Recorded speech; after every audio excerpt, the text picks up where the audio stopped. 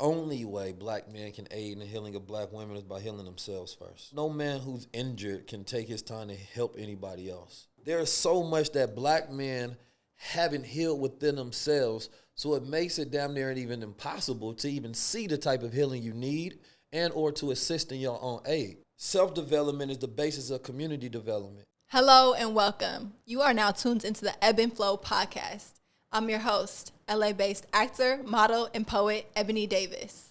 From healing the feminine body to caring for the masculine body, our collective liberation depends on one another to come together and assist each other. Now, today we are blessed to talk with someone who has done the work of tackling their own healing and now wants to assist men to do the same work of unlocking their highest potential. Welcome, founder, financial educator, and global thought leader, 19 Keys. Man, I'm happy to be here.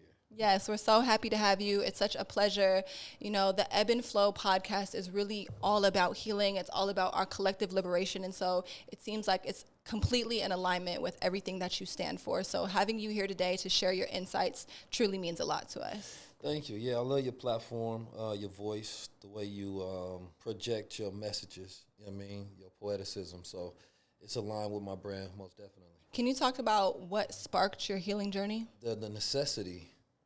Growing up in Oakland, California, and St. Louis, you know, you grow up in trauma-filled environments. You go through a lot of trauma, but you don't know it's trauma, right? Mm-hmm. And that trauma can be the way that you raised, which makes you, you know, become a product of your environment. And then once you outside that environment, then you can see how much your actions in different environments hurt people. Because I think it's normal inside. If you're in the hood, you do things as normal. You take some of those same actions and now you're in a different environment and you're around people who didn't grow up in that, then your actions can be detrimental to them, and then it allows you to start to see yourself. I like to say that I'm blessed just in the sense that I want to have self-accountability. I want to deal with my shadow self. Like, you know, revealing is healing, right? So, but that revelation has to come to self. You don't always have to be to the world, right? Like the Honorable Minister Louis Farrakhan said that you are who you are when you're alone. You know what I'm saying? By yourself. So I take that to heart when I'm by myself. Am I proud of myself? You dig? And if I'm not, and then that means that there was aspects of myself that I need to work on and change. Yeah. And I don't believe I have to be perfect, but I got to be working. You know what I'm saying? So it really is. I've been through so much life that, you know, it wasn't one point in time that I felt like, yo, I need to get better at this, that, and the third. I think it was just iterations of different experiences that led me to a journey of self-development and betterment.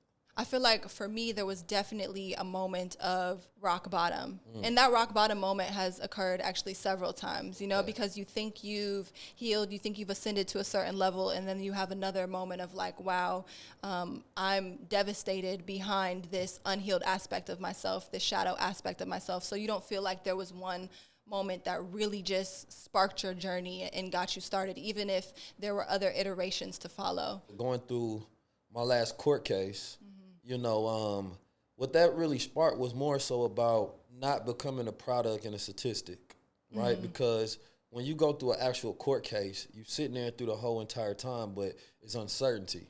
So you don't know what your future gonna be.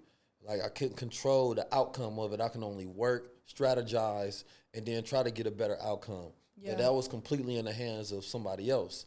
And I never wanted my future, or I never want again for my future to be in the hands of anybody else's decision. So I believe that just taking on that self-accountability of what got me in that situation, whether I'm guilty or not guilty, I believe that it's about, you know, always taking ownership over everything that you do. You feel me? So I always point to that point in time because I think that was one of the bigger parts of my life that really steered me into a direction for betterment. How do you feel that bettering yourself and healing yourself can help dismantle those systems such as mass incarceration, the prison industrial complex, and help to liberate us as a collective? Well, they feed off, you know, the fact that we aren't healed. They feed off the fact that our minds are at dis-ease, right? Mental health issues, the recidivism rate and the crime statistics feed off of toxic, unhealthy environments. You take a man that is in a two-parent household. He grew up with a father that teaches and that he can watch, that he can aspire to become like, to where he can filter his decision-making based on the values and principles that he learned. He has a loving mother that teaches and nurtures and fosters that energy within him that he learns from.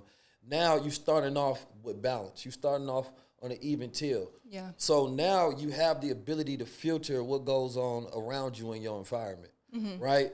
But if you take out parents within that household, there's going to be an imbalance automatically because he comes from two people, but he's missing the balance of one of those. So there's a part of an aspect of self that you don't get to learn about, right? So then you got the influence of the environment because you start to seek out whatever you're missing in your environment, right? Whether that's the influence of peers, gang culture, right? And then that also limits, financial stability in a household. So therefore, criminality starts to become on the table because now you need to eat, or you're looking at what's in your environment and you're in a low-income environment. So you start to have these adverse childhood experiences, right? And these increase, right, the susceptibility towards you going to jail, you having disease, early death, suicide, mental health issues.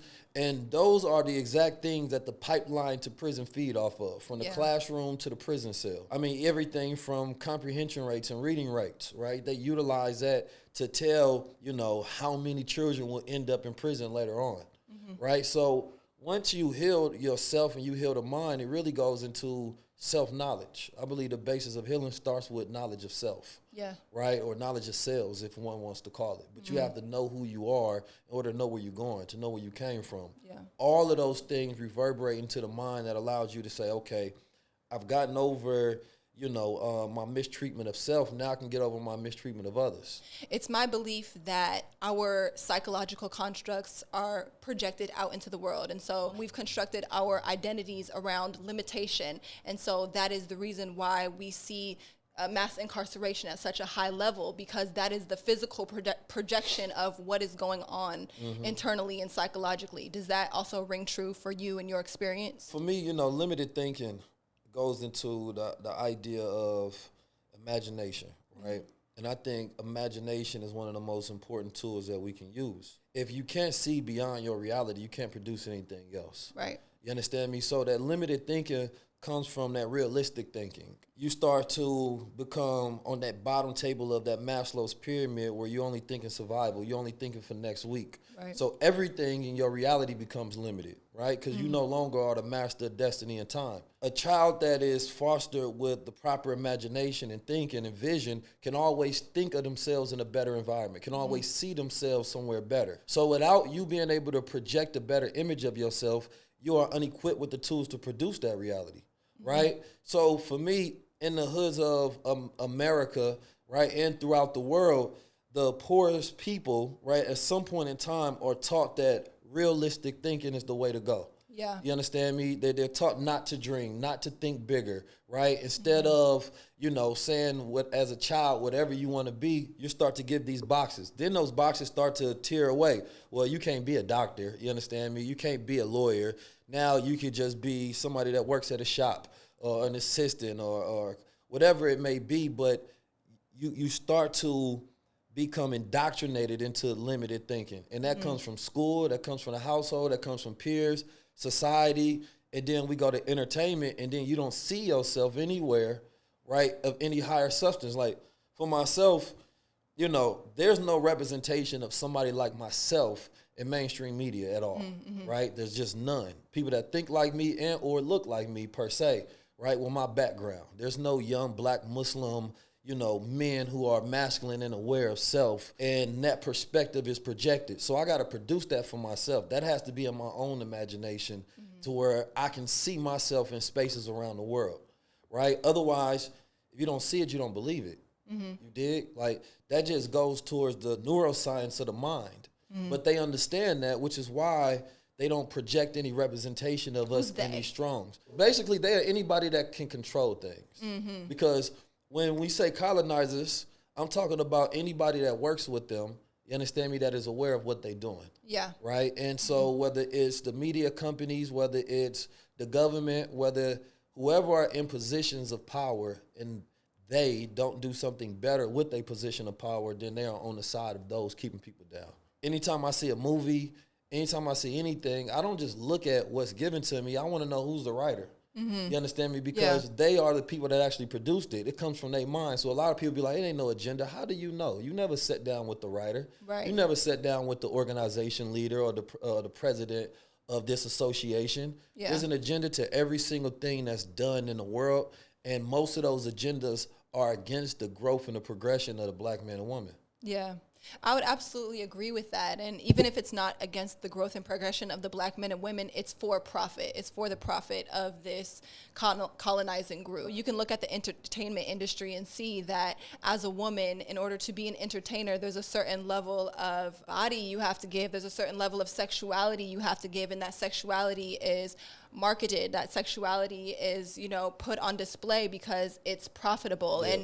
And, to me, that is no different than, 400 years ago when our sacred vessel was put on display and assigned a value. And I think the energetics of that we still haven't transcended because we are still allowing ourselves to be exploited and marketed to in this way. And we don't even realize it because it's happening at such a subtle level. Right. And so I think that definitely ties into what you're saying. Something else that you've said is that a man can't be a man until he has a vision. Explain what that means and what your vision has been and how it's helped to empower you. A man's superpower is in his mind. And so you can tell the quality of a man by what's in his mind because he's only going to produce what's inside him, right? So what he sees for his life is what he produces and what he projects, right? So if a man gets with a woman, per se, right, a woman is going to be a helper of that vision, right? It's the same way I look at it as a business because relationship is a business, right? You have two partners coming together to create something of substance, right? Okay. Regardless of that's a nonprofit business or a for-profit business, right? Or for love business or a not for love business. So any activities you do in life that keep you busy is your business. You dig? So for a man, if he doesn't have a vision for his business, that's like not having a business plan. You just transacting throughout life, but you don't have a vision for where things are going. So you can't even grade whether you're successful or not. You understand me? Because you live life in just a randomized order. Right. Right? So a man having a vision is basically his way of impregnating himself with ideas and then having a purpose of something to do. So vision gives you purpose. It gives you direction for every single conversation you have, the things you read, the people you talk to. Now you're dealing with a man's vision. He's trying to go into a certain direction. So anything that helps him in that direction is aiding him in his life, his purpose, his mission, his will, his vision. Yeah. But a man with no vision is blind. You understand me? Now he needs to wait till he has a vision. Then he has necessity for, let's say, a partner.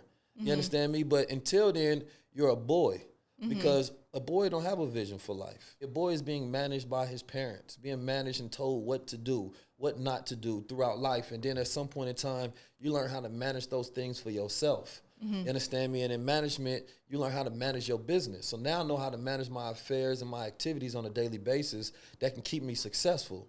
And then when you marry that skill set with a vision, now I know exactly what I need to do in order to get where I want and who I want to become, right? It's a much different substance of meeting a man without a vision and a purpose and meeting one with one because he can't be distracted by things that have nothing to do with his vision. So how does a man cultivate that vision? How do I go from being a boy without a vision to a man with a vision? What does that bridge look like? I always talk about the 3 E's: education, experience, and exposure. Okay. Understand me? Now, your education is what you put into your mind, right? Your experience are the things that you go through. Your experience help you shape what's put into your mind. And your exposure sets the parameters how large your mind is, right? Because the more you expose, the greater your mind becomes, right? And the more vast it becomes, and it doesn't contract after that. Once a man has education, he now has the ability to think, right? To learn, more so than anything. Thinking and learning is something that most people don't do, right? And most people don't know how to think, and most people don't know how to learn. Right, so once a man learns how to think and learn, now he can have experiences. So when he go through those experiences, he can filter it based on his education. Then he starts to learn himself throughout different situations. What is he good at? What is he not good at? Yeah. Right? What do I like to do? Right? Those things that a man starts to find out about himself, where he finds what he's good at, start to give you confidence and it gives you happiness. Now you start to draw a vision because you're like, okay, I like to speak. right? So therefore, maybe I could become a speaker. You start to envision things larger based on your skill sets and your gifts. Yeah. You understand me? And then you start to equate that to purpose. Because what something does is its purpose. Mm-hmm. Ours use the analogy of a remote. A remote is to control the TV. That's the purpose of a remote. Mm-hmm. So once you find out your gifts, now you know what you do. You know what you're good at. So now you can equate that to what your purpose is in life. Mm-hmm. So you have to go through those iteration and experiences. In Native American culture, sometimes is a boy going through the woods and you have to fend for itself for a few days. Yeah. Right? Those rites of passage. Yeah. In America, we don't have real rites of passages that are healthy that say you have went from being a boy to a man. Because once you do that, you're going to feel a certain way about yourself, a certain confidence, right? And then that's automatically to start giving images of who you are, right? And those images start to paint the picture of your vision. I saw a conversation you had with Shaka Bars, and I commented on it because it was really intriguing to me. And it was on the topic of women being predators and preying on young boys and just what that can do to their development. And is there enough awareness around it? And I would just love to hear what you have to say about that topic. No, I think that's one of those double standards in society that we just accept, you know, and I think that that's something that just about all people kind of accept, which is why there's no conversation or activism around the topic. And a lot of people say, well, the young boy is not affected in the same way, in a way that he internalizes that information from that experience as a young girl. But it also goes just towards the predatory nature of an older woman that wants to do that, period. Right? Because a lot of times these are women that go on to have their own children, right? And it just goes on to the larger behavior of society and what we accept in women, what we accept in men, right? But specifically for that young boy, it can rob him of the innocence, right? Yes. And the purity and how he even goes about relationships and seeing women and how he values sexual experiences, right? Because you now robbed of that opportunity to see it in an organic or natural way. So then that later on says something about his relationships and the habits that he formed around his sexual experiences. And so with that being a norm, nobody ever says, well, maybe this is the reason why that he becomes a player. This is a reason why he treats women a certain way. So when you're talking about the truth, you got to look at it from a 365 perspective. You can't just look at it from one way and be like, well, you know, father didn't teach him nothing, or, you know, that's society, or that's rap music. Where it's like, no, because everybody's, you know, issue is not those things. Some people's issue is the experiences that they had. And most of them start at when you're a child. Right. Right? So I think that what it goes to more so is protecting the purity and the innocence of a young boy. And then also being able to check the toxic behavior of women and the double standards that exist when women do things that are evil and of predatory nature. Yep. And that same level of, you know, activism is not fought at the same time. I absolutely agree. And when I commented on that post, I said, you know, women have been programmed by patriarchy to be predatory. And I had a couple people like, what do you mean programmed by patriarchy? And what I meant by that is that, you know, our sexuality has been weaponized and used against us for so long, from being enslaved all the way up until now. You know, women were raped into submission, men were raped into submission. And so we've had this sort of like perverted relationship with sex that has then, you know, just seeped into ourselves, and the programming of that hasn't properly been addressed. So when I say that women have been programmed by patriarchy, because we've been robbed of our innocence for so long, so many centuries, we now might look at somebody younger and be like, it's the innocence that I think people are after in those situations, because they've had that robbed from them and they want that back. And really what it is, in my opinion, in my own healing journey and just understanding of psychology, is the connection to source. Because when you are a child of God, you have this infinite connection to abundance, love, joy, creativity. But when you're robbed of that at such a young age, that umbilical cord is cut, and you constantly spend your life in confusion, searching for that from other people. And I think that's what's happened in our community, because for so long, like I said, our sexuality and sex has been weaponized and used against us. And that's the source of our creative energy as well. And so if there's shame around that, if there's guilt around that, if there's trauma around it, then we are inherently disconnected from God, the source of all creation. You know, our umbilical cord is severed. We don't have what we would naturally have access to as people of the Most High? I appreciate you for answering that question. Absolutely. Because that's something that, you know, I'm very passionate about. From that particular post or tweet, yeah, I got a shadow ban on Instagram for that. That's interesting. And I think, you know, it's the core of so much of our healing. Like, this particular conversation is the core of so much of our healing, because it is the root chakra. Like, it is the foundation of who we are. And if we continue to live our lives without addressing it, then we'll continue to perpetuate the cycles of hurt Yeah, that I mean, we're we stuck seen the in. situation with Tiffany Haddish. That was, I mean, yeah, I think that was the same week that Yeah, I saw that post. And it was like, it was disgusting. I didn't watch the video because I don't feel that it's necessary for me to expose myself to that type of trauma. But these are the type of like sadistic, ritualistic things that we're dealing with in this society, where kids are literally preyed on. When you prey on a child, when you rob a child of their innocence at such a young age, they become easy to control. Now they have shame, now they have guilt, now they have confusion, and all of those lower level emotions makes them so much easier to control, to manipulate, to maneuver, to place your agendas onto. And so until we take back our awareness through accountability, through our own healing, then we, like I said, continue to perpetuate these cycles of hurt. Yeah, I mean, you got to know you're dealing with devils. You understand me? And devils come in all form, but it's based on their actions. Absolutely. You dig? And, you know, nobody wants to call these devils out because oftentimes they're in positions of power, right, in proximity, and they control the money and the checks. So people don't speak that strongly about it because their boss might be a devil. They might be a devil, right? And they don't want that proximity of being a true speaker. You dig? But I think that shit like that, where you got to call it out, you know, by name. Right. You feel me? And I didn't see enough people with influence calling out that kind of behavior. And I think that's the sickening thing about it. You understand me? And I think it's more so because it's normalized. Yes. Right? It's normalized to see it and then shut up. And we know Hollywood comes with them sadistic rituals 100%. You feel me? And they got a bunch of weird-ass people that's in the positions that perpetuate it, and then everybody turn a blind eye. But anytime you're dealing with the innocence of a child and somebody degrades that, they deserve death, in my opinion. Absolutely. There's nothing to talk about this, because you got to create a zero-tolerance type reality. Absolutely. Dig? And that's the only way we live in a place to where we can say, okay, goodness rule the world. Absolutely.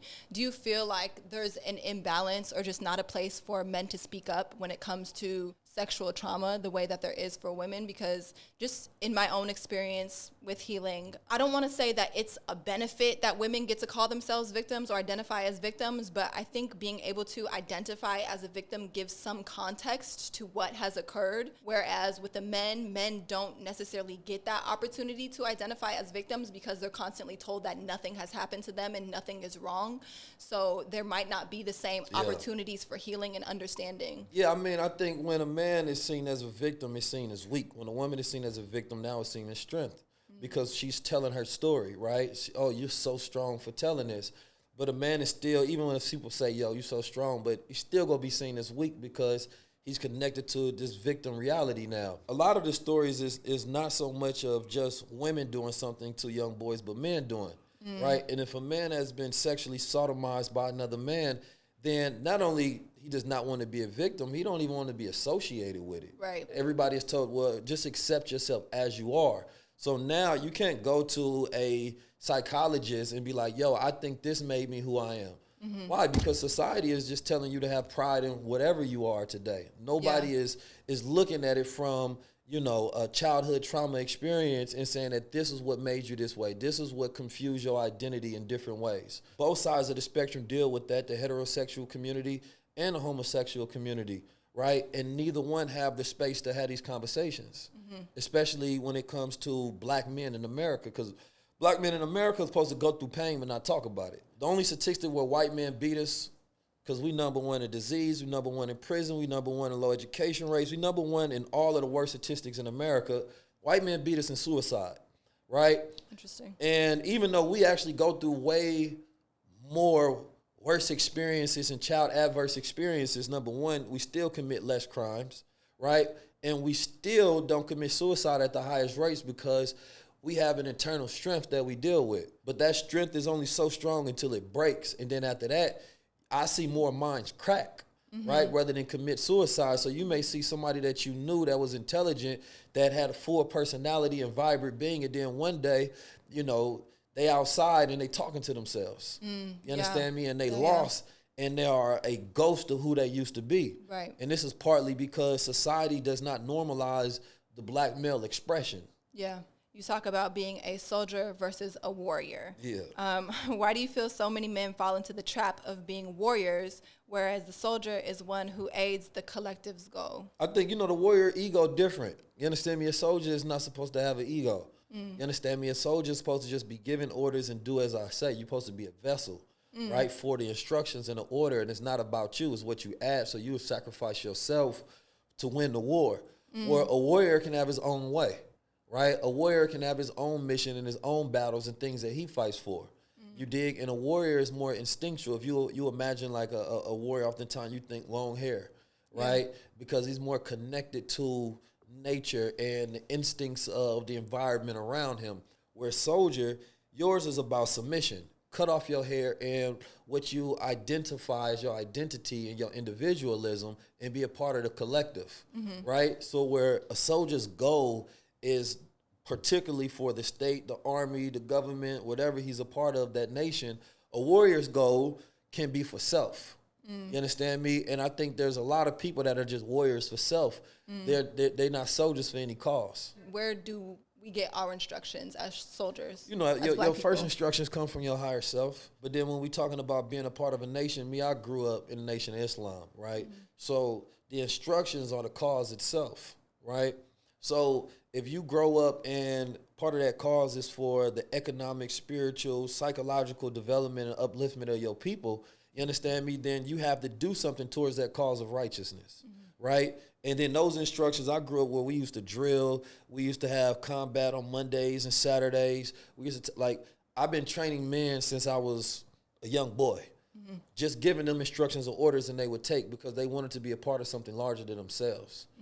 The problem is today, people don't look at the Nation of Islam as a source for instruction all the time, when it's still the best source that turns out great fathers, mothers, and black families. There's no close other organization that has went this long and created as many successful, healthy black families. It just don't exist. And I think that most people are not looking to be a part of something. They just want to do whatever they want to do.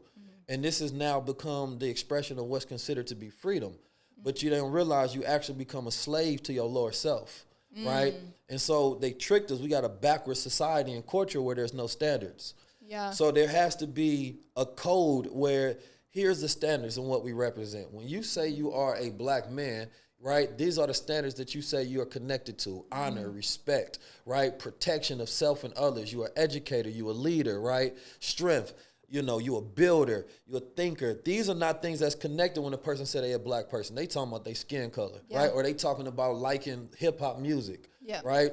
And so for black men and women, there's no code that's connected to identity and what we consider to be culture.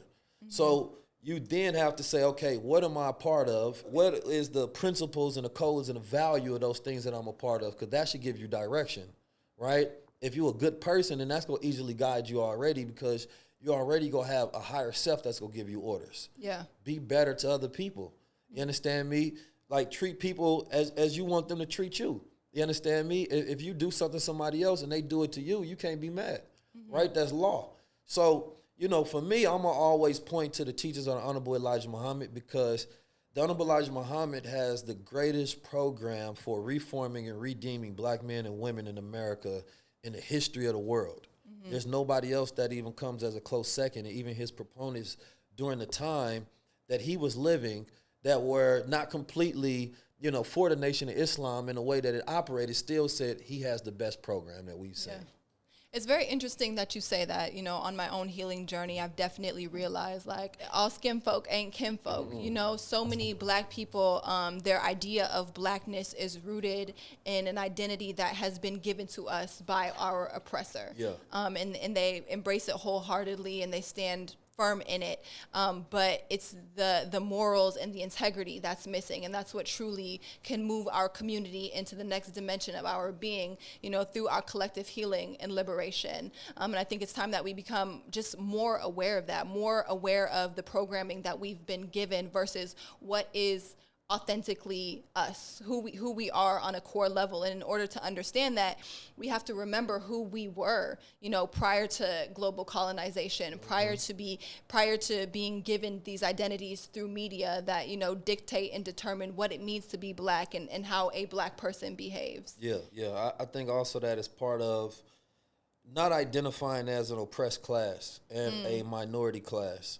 One thing, I really dislike the word oppressor because I think it donates success already to that class of people. Like it's said like you don't like the word oppressor. I don't, because it's saying that they're a professional and they're good at what they're doing. It's like calling somebody a doctor. You understand me? When you have an oppressed class or an oppressor class, you have an oppressed class. And to be a part of the oppressed class is already saying, I'm a failure. Right? Somebody's foot is on my neck. I don't feel oppressed. When you talk about vision, you have to, before any slave that ever ran away, they had to have a vision of being free, right? They was free the moment they came up with that plan because they decided that they wasn't a slave. Yeah. Right? The African slavers like the One and Woman King and the Europeans didn't go over there and get slaves. They went over there and got Black men and women. Yeah. Right? And I think oftentimes when we talk about the history of America, number one, we look at that as at the history of the world when it's not.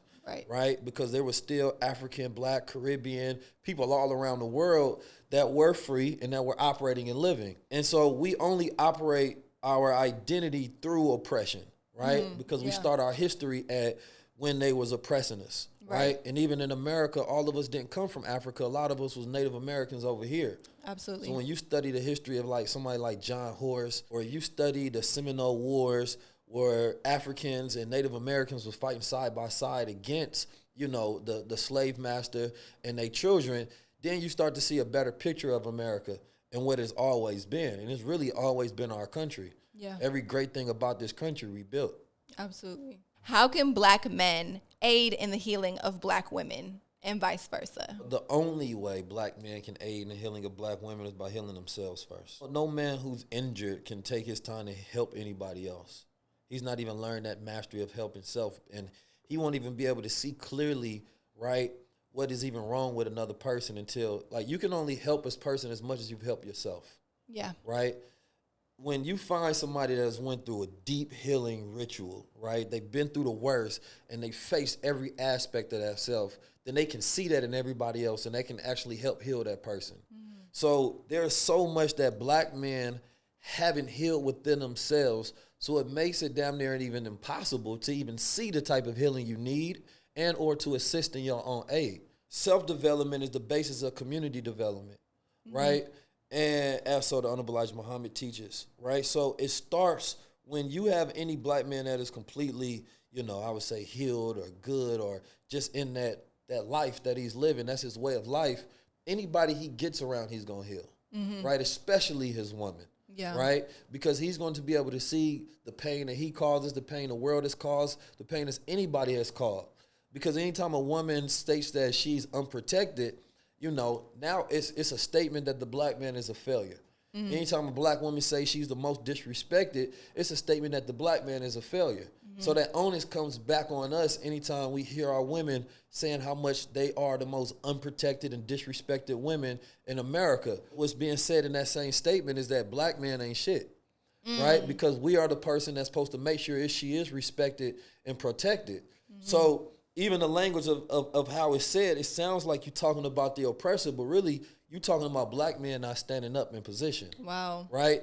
And so Black men would have to take that onus, but it would start also, Black men would have to be represented and respected as masculine beings. How you go enforce respect on somebody else and you don't get respect? You understand me? So everything that the Black man heals within himself, he now has the power to heal within others.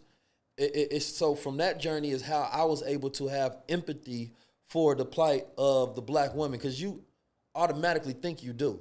You may have sisters, you may have mothers, aunties, so you think like, no, I love Black women. Like I grew, you know how white people say they got white friends. Black friend, yeah. That's how a Black man is sometimes, man. I know nothing, but I come from a woman, right? But that doesn't mean that you empathize with women, right? Which is a completely different connection, and often that empathy can't come before healing. Yeah. Right? So you have to reprogram yourself. You have to undo the things that you've been taught by possibly your pops or your brothers or friends or society. And then we got to go through the remasculization of the black man, right? And throughout that process, black women also have to celebrate masculinity. Anytime you go to a doctor, he can prescribe you something, but unless you take the medicine and you go on and you listen to what that doctor says, it's a partnership. That's what healing is.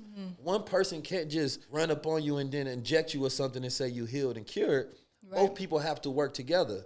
Yeah. So the partnership and the communication between black men and women and the empathy between us is actually the healing itself, right? Because without working together, we can't heal together. Yeah. You dig? So after we heal ourselves, and that healing is like getting over our ego, right? Getting over the traumas that we went through, you know, just learning how to be better men and have better minds and learning how to think better, which helps you do better. Yeah. But I was also taught that behind every no good woman, there's a no good man.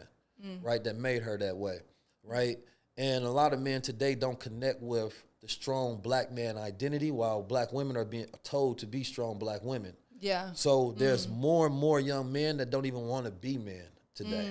Because everything connected to manhood is seen as toxic now, right?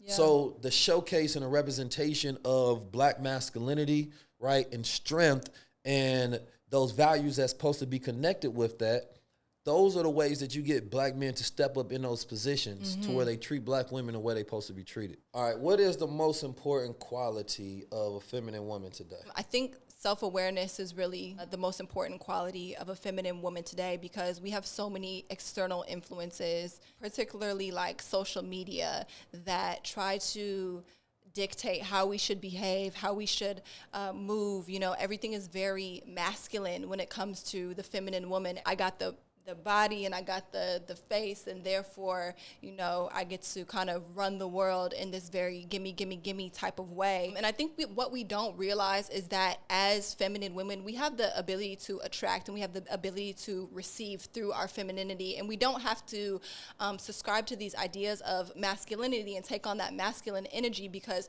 through our femininity, through our natural submission, not to men, but to God and to the abundance that is available to us through our connection to the divine, we are able to receive. And I think capitalism has programmed us into believing that we have to be out in the world taking and working and, you know, doing just everything that men do, when in reality we are abundantly cared for and provided for through our connection to source. So becoming feminine again and surrendering to that, you know, flow of life will bring us the lives that we desire, rather than having to take on that masculine energy and be out in the world. So I think that self-awareness allows us to really get in tune with who we are, get healed from that patterning and conditioning from capitalism, and step into that flow and surrender.